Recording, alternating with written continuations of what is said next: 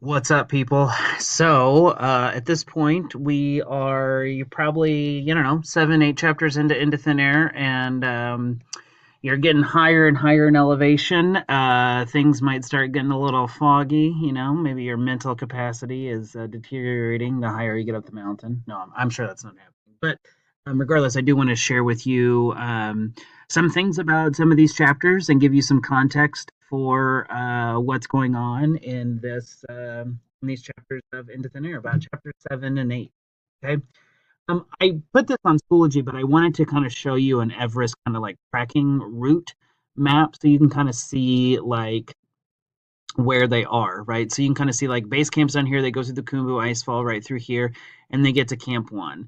And then between Camp 1 and Camp 2, they're kind of in this what they call the Western Coombe. And the Western Coombe is kind of, you can kind of see it right here. It's kind of like this dish, right? Where it's not a lot of intense climbing. We'll talk about this in just a minute. Not a lot of intense climbing, but that's kind of where they go to Camp 2.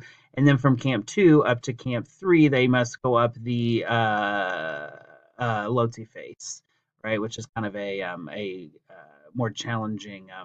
We'll talk about that in just a minute. Okay.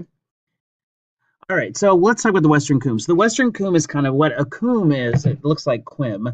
What a coombe is, it's a valley between Everest, Lhotse, and Nuptse, which are three of the highest mountains in the Himalayas. If we go back to this slide right here, here's Everest right here. This is Lhotse, and this is Nuptse. And so right here, it's like this valley right in here between those three mountains. It's not a lot of technical climbing. It's a very gradual rise in elevation. However, there are two big challenges. The first thing is when you get to the top of the Western Coombe, you're at a 21,000 feet elevation. So 21,000 feet, obviously, that's a very high elevation. The air is obviously getting thinner and thinner as the higher up you get.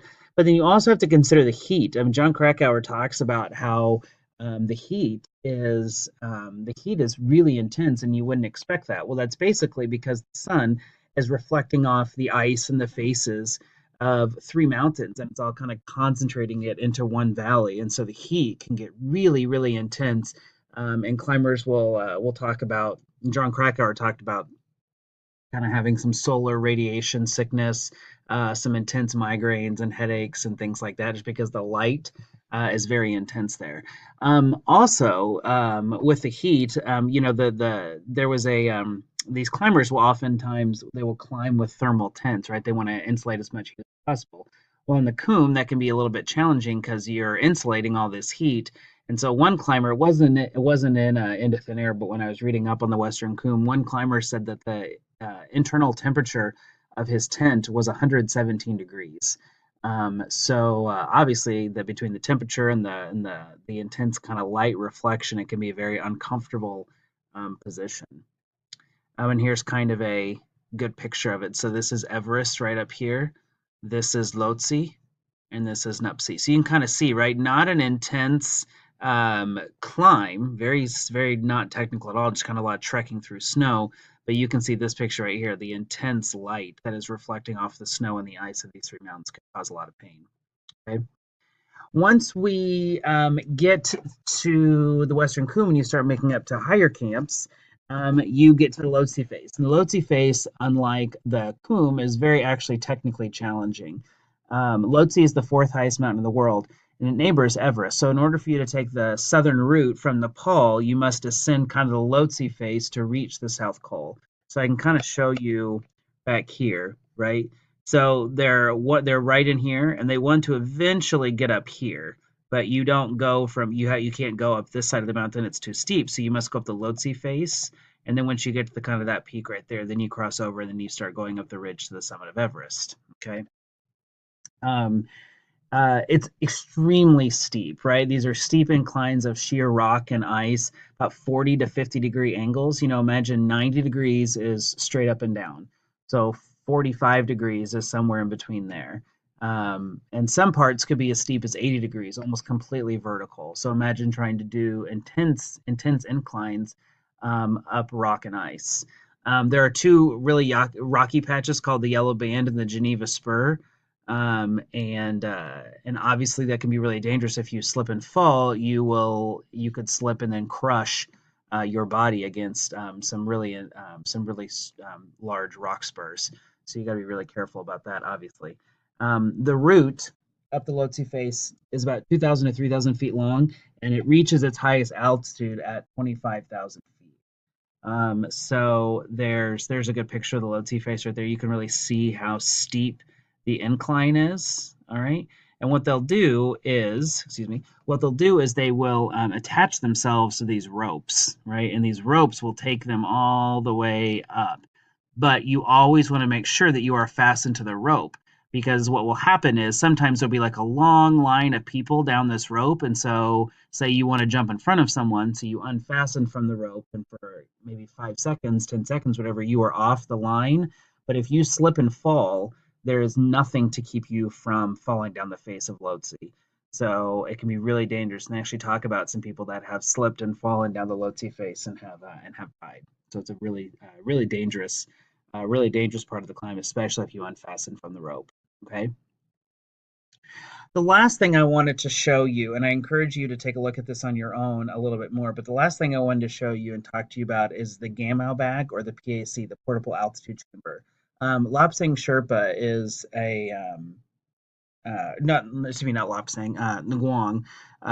Sherpa is someone who uh, comes down with a case of HAPE, high altitude pulmonary edema, in which the blood vessels start constricting so much because of the low pressure, the low air pressure. They start constricting to force blood through faster, but they constrict so much that that fluid starts seeping out of the blood lines and the arteries and veins, and starts seeping into the lungs, and you can very quickly kind of suffocate. It's a really kind of a painful way to die.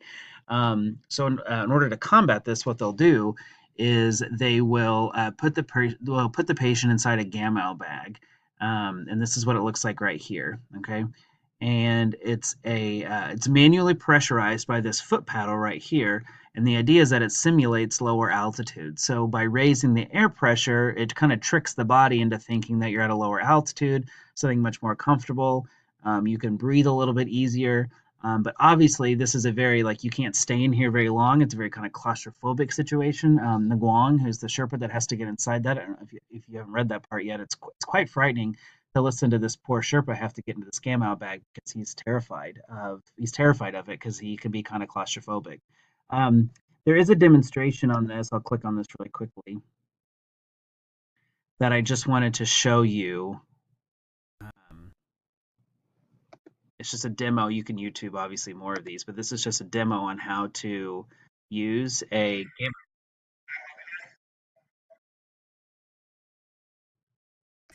So here they are kind of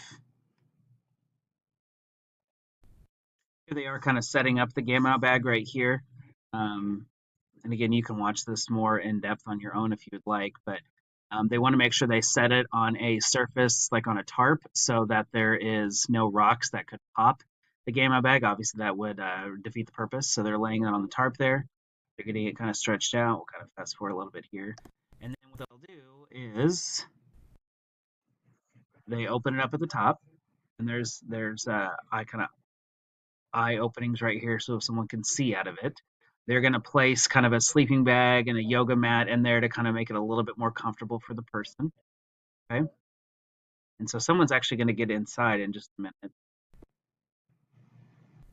Here's the paddle right over there. They're getting it all laid out, all stretched out to demonstrate how to use it.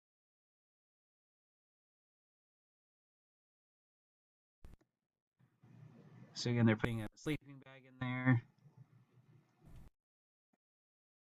Now again, just to help it make it more comfortable.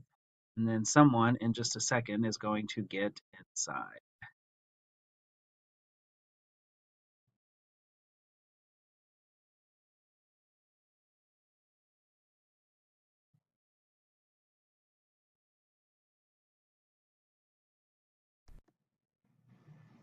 Okay, so someone has gotten inside. There he is. So they zip up the Gamma bag, put something under his head. Again, try to make the person as comfortable as possible.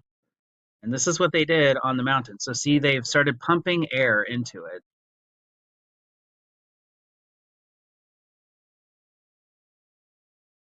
Now they have to make sure they don't pump so much air in there the air pressure gets too high. You could obviously, do some damage to the person's ears.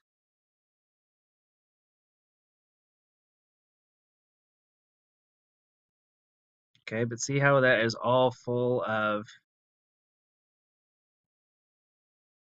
So we're raising the air pressure, and he's going to show his altimeter, but it says actual elevation is, excuse me, the elevation right now is 3,096 feet, but in a little bit it's going to go down.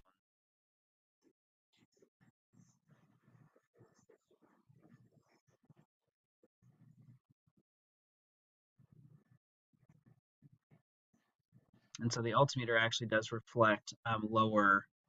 Uh, it believes it's at a lower altitude. So anyway, so I'll let you take a look at this more on your own later. It is a really interesting process. So anyway, so I'll let you watch this a little bit more on your own. I think it really is an interesting process to watch. It does kind of give you an insight as to what that poor Sherpa went through when he came down. Came down. With.